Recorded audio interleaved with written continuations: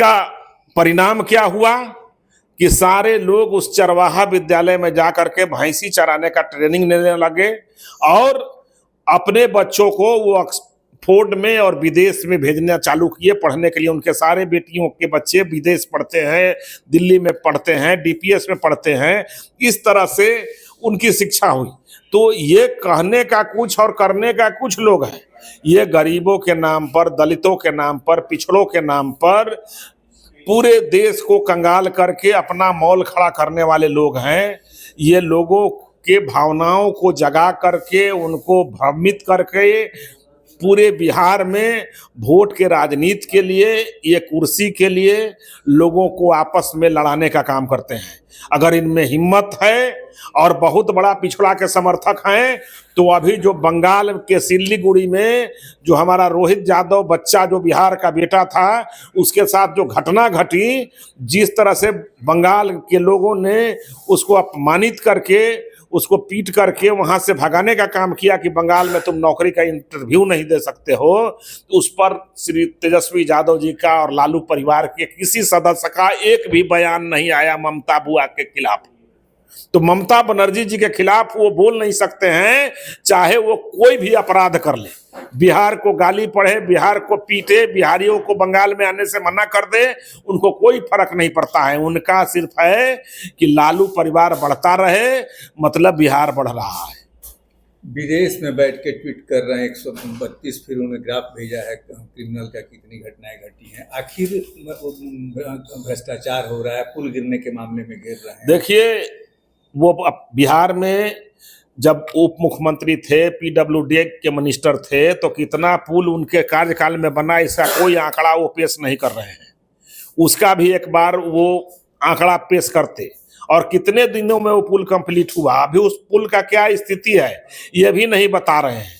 चूंकि वो सब पुल जो गिर रहा है ये सब जांच का विषय है कि उनके कार्यकाल में बना हुआ पुल तो नहीं गिर रहा है, और ये आंकड़ा पेश करके सरकार को बदनाम कर रहे हैं। ये वही काम कर रहे हैं कि दारू माफिया, बालू माफिया, सब उनके दल का जितने अपराध हो रहे हैं सब अपराधी के वो संरक्षक, और उसके बाद जो है सरकार को बदनाम कर रहे हैं।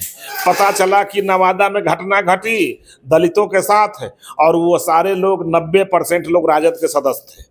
तो ये सारा चीज जो है सरकार के बदनाम करने के लिए नेता प्रतिपक्ष का एक बहुत बड़ा साजिश है, जो विदेश में बैठ करके अब बिहार के लोगों को बरगलाने का काम कर रहे हैं, बिहार के लोगों को फंसाने का काम कर रहे हैं। राजद के प्रदेश अध्यक्ष ने आंकड़े दिए हैं कि पूरे देश में 1 करोड़ 16 लाख मीटर लगे हैं, जिसमें सबसे ज्यादा 32 लाख मीटर बिहार में लगे हैं, और ये लूटने की कहीं ना कहीं, क्योंकि प्रोडक्शन तो यहाँ बिहार में एनडीए की सरकार है।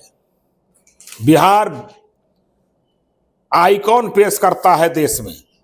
बिहार के लोग इस देश में सबसे ज्यादा प्रतिभाशाली हैं, सबसे ज्यादा मेधावी हैं, सबसे ज्यादा अनुभवी हैं।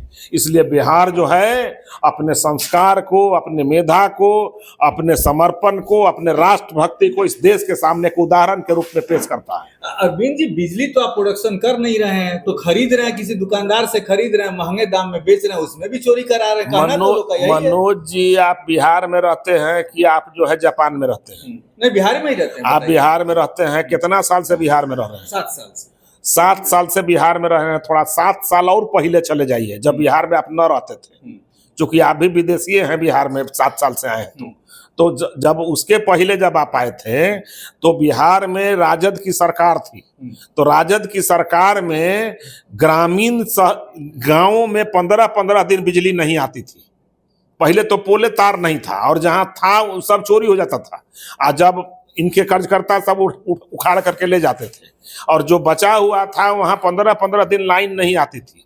और जो ग्रामीण के शहर का जो चट्टी था वहां पर सप्ताह भर लाइन नहीं आती थी। पटना शहर बिहार का राजधानी था, जहां 6-6 घंटा 7-7 घंटा लाइन नहीं रहती थी, कटी रहती थी। तो राजद के कार्यकाल का बिजली का भी थोड़ा नजारा एक बार समझिए और देखिए। आज माननीय समूचा तार जर्जर थी, आज माननीय मुख्यमंत्री जी ने सारे तारों को बदला, पोल का बड़ा जितना सिस्टम था उसको सब आधुनिकीकरण कराया, और आज उसी से उनके टाइम में 100 वाट का जो बल्ब जलता था 100 वाट बिजली लेता था। आज का जो बल्ब जलता है वो 9 वाट बिजली लेता है। एलईडी का है, लालटेन का युग नहीं है, एलईडी का युग आ गया है। इसलिए माननीय मुख्यमंत्री जी को धन्यवाद दीजिए कि आज हर घर में 24 घंटा अनवरत बिजली और हर खेत को अनवरत पानी मिल रहा है। हर घर को अनवरत बिजली और हर खेत को पानी मिल रहा है, फिर भी राजद को ये शिकायत है कि स्मार्ट मीटर से बिजली का बिल ज़्यादा आ रहा है। अब देखना है कि 1 अक्टूबर से राजद का जो मीटर उखाड़ो अभियान है उसे जनता कितना समर्थन देती है, इसका भी निष्कर्ष निकालेंगे। आप बने रहिए हमारे साथ। नमस्कार।